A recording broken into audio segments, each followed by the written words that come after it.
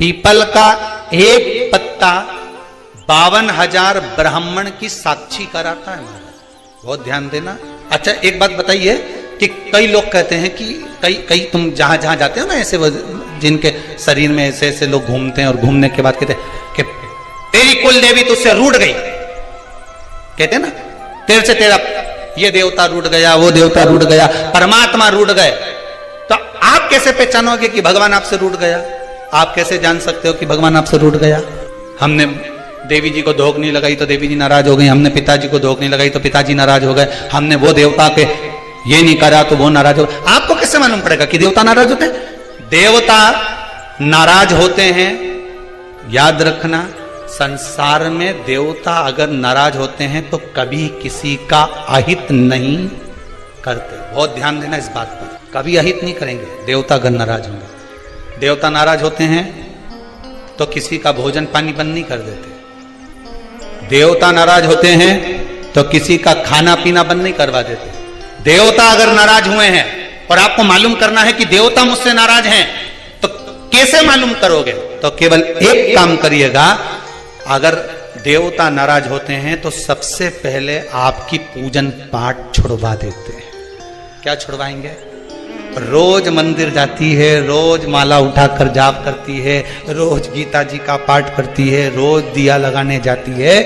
4 दिन 5 दिन 6 दिन 10 दिन अगर आप दिया लगाने नहीं गए, मंदिर नहीं गए, पूजन नहीं करी, तो समझ लेना कि देवता मुझसे नाराज हैं, इसलिए मेरा मुंह नहीं देखना, मुझसे नाराज। लक्ष्मी नहीं आ रही घर में, देवता नाराज है। नहीं नहीं नहीं, लक्ष्मी नहीं आ रही उसके लिए देवता नाराज नहीं है। लक्ष्मी नहीं आ रही उसके कारण तुम्हारा अहंकार है।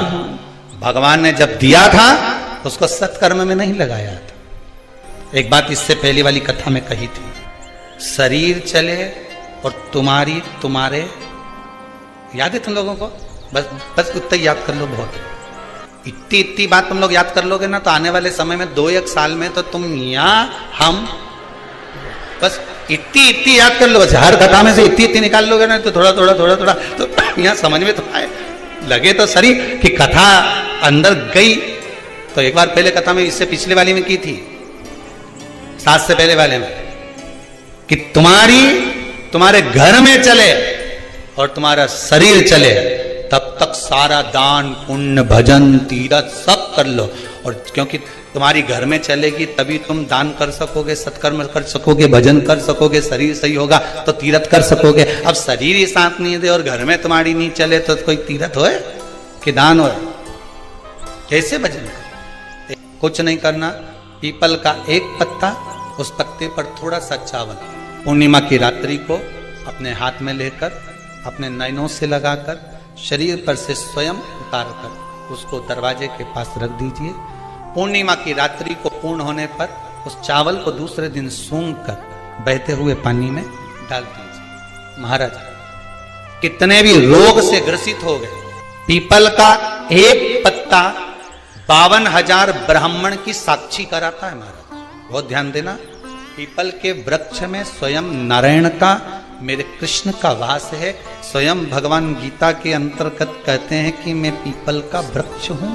नारायण 52,000 ब्राह्मणों का वासा एक पीपल के पत्ते में होता है। और आपको पहले भी कथा में कहा, बेटी गाय ब्राह्मण बहन ये सब काल का हरण करने वाले हो। रो शिव का स्मरण करो। कई माताएं कहती हैं, गुरुदेव हमारे यहाँ पर शंकर भगवान का शिवलिंग नहीं है, तो क्या हम बाजार से ले आए? और हमारे यहाँ पर शिवलिंग है तो वो बड़ा है, तो क्या हम उसको पीपल के पेड़ के नीचे छोड़ आए?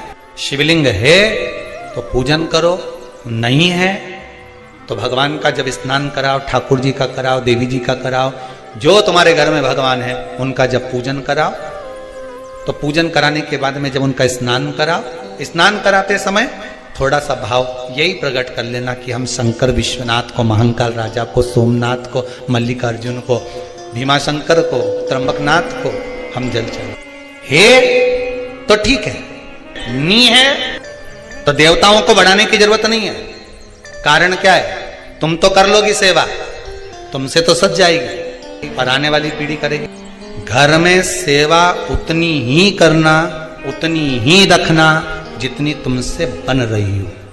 तुम्हारे जाने के बाद घर के बहू बेटा भगवान को डलिया में भर के वृंदावन छोड़िया, ऐसा काम मत करो। जितनी बने उतनी छोटे रूप में सेवा करोगे तो पीढ़ी दर पीढ़ी चलती रहेगी। ज्यादा सेवा को बढ़ा दिया, श्री सुना नहीं, नमस्तु नहा के आओ, श्री शिवा, कपड़े बदल के आओ, नमस्ते, ये कर आओ, जाओ जरा। जितना तुम पूजन को, सेवा को, भजन को, कीर्तन को जितना हवा बनाओगे, जितना डराओगे लोगों को, वो उतने डरेंगे, उतने डरेंगे। सेवा को, भजन को, पूजन को कभी डराने का केंद्र मत बनाओ। ये तो भगवान की मस्ती का आनंद सुख है। लोटा भर के पानी भी अगर चढ़ा रहे हो, शंकर जी के मंदिर में जाकर जल चढ़ा रहे हो, थोड़ी गलती हो गई, भगवान से कह देना तुम ही ने सिखाया है, हो गई तो हो गई, आप ही ने तो सिखाया, नहीं जानते थे। अब धीरे धीरे धीरे धीरे लोगों को शिव महापुराण सुनते सुनते मालूम पड़ रहा है कि शंकर की कैसे पूजन करना चाहिए, बेलपत्री कैसे चढ़ाना चाहिए, जल कैसे चढ़ाना चाहिए, धतूरा कैसे चढ़ाना चाहिए, चंदन कैसे चढ़ाना चाहिए, काली तिल कैसे चढ़ाना चाहिए। ये लोगों को ध्यान में अब आ रहा है धीरे धीरे। पहले नहीं मालूम था तो हो गई, गलती हो गई, स्वीकार, हमने गलती कर। शिव पुराण कह रही है, भगवान शंकर की कथा कर रही है। चंद्रदेव ने भगवान शंकर की आराधना करी, बालू रेत का शिवलिंग का निर्माण करा है महाराज जी। शिव महापुराण की कथा में आता है, देवराज नाम का ब्राह्मण जो गलत कर्म करता था, चोरी करता था, शरीर में ताप पड़ने के बाद में जब वो शंकर के मंदिर में जाकर कथा सुना और थोड़ी सी कथा सुनकर बाहर निकला तो उसको केवल कथा का एक तत्व उसके जीवन में उतर गया था, अंश मात्र उसके जीवन में उतर गया था, उसको परमात्मा मिल गया। बिंदुक की धर्मपत्नी चंचुला देवी बार बार कथा में आया, पार्वती जी ने उससे शिव महापुराण की कथा कर। क्या करती थी वो चंचुला? काशी में जाकर उसने करा क्या था? पति के जाने के बाद बिंदुक जो पानी में डूबकर मर गया, प्रेत योनि में चला गया। पहले भी कथा में कहा, पानी में डूबकर मरा हुआ व्यक्ति, सर्प के डसे से मरा हुआ व्यक्ति और स्त्री के हाथ से या स्त्री के चक्कर में मरा हुआ व्यक्ति ना तो देव योनि में जाता है, ना तो बैकुंठ जाता है, ना नरक जाता है। वो तो बीच का प्रेत बनकर भटकता रहता है, उसकी गति नहीं होती, उसका मोक्ष नहीं होता। चंचुला देवी को लगा था मेरे पति को मोक्ष, तो उसने करा क्या था ऐसा कि वो काशी पहुंच गई, काशी गई, ऐसा क्या करा? चंचुला देवी तो दिन रात फैशन में लगी रहती थी। कभी पति ने अगर धन लाकर दिया तो ज्यादा से ज्यादा पैसा वो खाने पीने में उजाड़ देती थी। कभी नहीं उसने दान करा, कभी नहीं धर्म करा, कभी पुण्य नहीं करा, कभी सत्कर्म नहीं करा, कभी कहीं सत्संग में नहीं गई, कथा में नहीं गई, कभी भजन में नहीं पहुंची। फिर उसने करा क्या? बचपन में किया गया कर्म व्यक्ति को कब प्राप्त होता है, ये चंचुला देवी की कथा। चंचुला देवी की कथा करें। चंचुला देवी की मां भोजन का जब निर्माण करती थी, ध्यान दीजिएगा जरा, बहुत सुंदर संवाद है। शायद आप भी अपने बच्चों को इस चीज के लिए डांटते हो। शायद बचपन का किया हुआ पुण्य चंचुला देवी के कहां काम आया वो देखिए। पुण्य नहीं करा था चंचुला देवी ने, वहां तो खेल करा था। किस जगह पर काम? चंचुला देवी 6 वर्ष की कन्या, बिंदुक ब्राह्मण है, चंचुला देवी भी ब्राह्मणी थी। ब्राह्मण के घर में जन्म लिया है चंचुला देवी। मां जब चंचुला को पास में बिठा लेती थी भोजन कराते समय, तो आटे की लोई आटा जो उसना हुआ रहता उसको तोड़ लेती थी चंचुला। 6 वर्ष की चंचुला उसको तोड़कर गोल बनाकर चपटा करती थी, दूसरी लोई को घुमा घुमा कर जो माँ शंकर जी के मंदिर में शंकर जी को जल चढ़ाने जाती थी, उस लोई को वैसा रख कर गोल बनाकर पिंडी बनाकर उस आटे का पिंडी बनाती थी और माँ से कहती थी, माँ देखो तुम जिस मंदिर में शंकर जी को पानी चढ़ाने जाती हो ना, मैंने वो शंकर जी बना है। ये 6 साल की चंचुला, ये बच्चे आपके भी करते होंगे। जब माँ पापड़ बेलती, माँ जब पापड़ बनाती ना तो छोटी छोटी लोई बच्चे छोटे छोटे से, हम भी बनाएंगे। और वो छोटा सा बच्चा लोई लेकर बैठ गया, घुमा रहा है, चिड़िया बना रहा है, तोड़ रहा है, फोड़ रहा है। चंचुला देवी ने भी ये करा। कई लोगों ने पूछा, गुरुदेव चंचुला का पति इतना पापी था, बेकार कर्म करता था, चंचुला कभी भजन नहीं करी, दान नहीं करी, पुण्य नहीं करी, सत्कर्म नहीं करी, कभी उसने अच्छा काम नहीं करा। नमस्तुभ्यम श्री शिवाय नमस्तुभ्यम। पूरे स्वरूप के फोटो आप घर में लगाइए, पर अर्धनारीश्वर स्वरूप का फोटो कभी घर में नहीं लगता। कौन सा फोटो? जम के बोलिए जरा। अर्धनारीश्वर भगवान शंकर का अर्धनारीश्वर स्वरूप का फोटो घर में कभी नहीं लगेगा, कभी नहीं लगाया जाता। मंदिर में आप लगा सकते हो पर घर में नहीं। भगवान शंकर के अर्धनारीश्वर स्वरूप का दर्शन कर ब्रह्मा जी भ्रांति में पड़ गए। तब भगवान शंकर ने कहा, ब्रह्मदेव अब सृष्टि की रचना करो। ब्रह्मा जी ने अपनी जंघा से मनु और शत्रुपा को प्रकट करा और उसके द्वारा जो सृष्टि की रचना करी, उत्तानवाद, प्रियवत, कन्या, देवहूति, प्रसूति, आकृति, इनके चरित्र आ गए महाराज। और इनके चरित्र में सर्व सुंदर चरित्र जो आया, प्रसूति का आया। प्रसूति दक्ष प्रजापति के साथ में भी आई महाराज। दक्ष प्रजापति के साथ में प्रसूति का विवाह हो गया। माता प्रसूति के गर्भ से 60 कन्याओं ने जन्म लिया। कितनी? 60 बेटों ने जन्म लिया। बेटों को संत बना दिया देवऋषि नारद। दक्ष प्रजापति क्रोध में आकर श्राप दे दिए, नारद मैं तुम्हें श्राप देता हूं, तुम एक जगह पर नहीं टिक पाओगे। अब भगवान श्री शिवाय नमस्तुभ्यम, श्री शिवाय नमस्तुभ्यम। माता देवी की मां कृपा कर, मेरे घर में एक बेटी का और जन्म हो जाए, ऐसी कृपा कर दीजिए। मेरे घर में एक बेटी और हो जाए।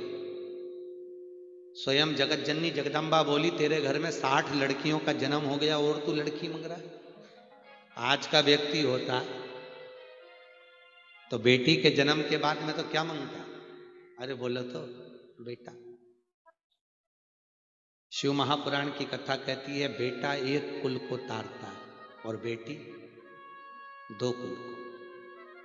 पर शास्त्र की रीति है, बेटा जन्म लेता है तो खूब नगाड़े बजते हैं, ढोल बजते हैं, और बेटी जन्म लेती है तो मां पलंग पर रोती है और सास चूल्हा के पास रोती है। याद रखिए, बेटा भाग्य से पैदा होता है, पर बेटी के लिए बाप का 100 गुना भाग्य इकट्ठा करना पड़ता है, तब जाकर बेटी का जन्म होता है।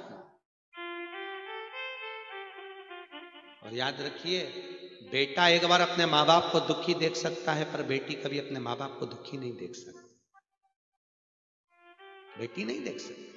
दुनिया के लोग कहते हैं बेटी की विदाई में सबसे ज्यादा मार होती है, पर शिव महापुराण की कथा कहती है बेटी की विदाई में जितना बाप रोता है उतना मां नहीं रोती, क्योंकि बेटा मां को प्रिय होता है और बेटी बाप को प्रिय होती है, क्योंकि बेटी के बिना बाप अधूरा है, अधूरा। 2 मित्र मिल गए बहुत दिनों के बाद। उसने पूछा, श्री शिवाय नमस्तुभ्यम, श्री शिवाय नमस्तुभ्यम। बच्चे हो गए हो? मेरे तो भगवान कृपा से 2 लड़के। लड़के? अरे वाह। और तेरे? मेरी 2 बेटी है, एक ये तनु, एक मनु, दोनों हाथ पकड़ा। ये बड़ी है, ये छोटी है। अच्छा। उसने कहा, अच्छा हुआ भैया, भगवान ने मेरे को लड़की नहीं दी, मेरे को लड़का दिया, भगवान ने बड़ी कृपा करी। कहाँ लड़कियों के चक्कर में पढ़ो, स्कूल छोड़ो, कॉलेज छोड़ो, ध्यान रखो कहाँ जा रही, कहाँ आ रही, बज रही हो। और शंकर के मंदिर में जाकर उस जल को, जो छाना हुआ जल रहे, उससे अभिषेक कर दो, जैसे गन्ने के रस से करते हो, मौसम्बी के। श्री शिवाय नमस्तुभ्यम, श्री शिवाय नमस्तुभ्यम।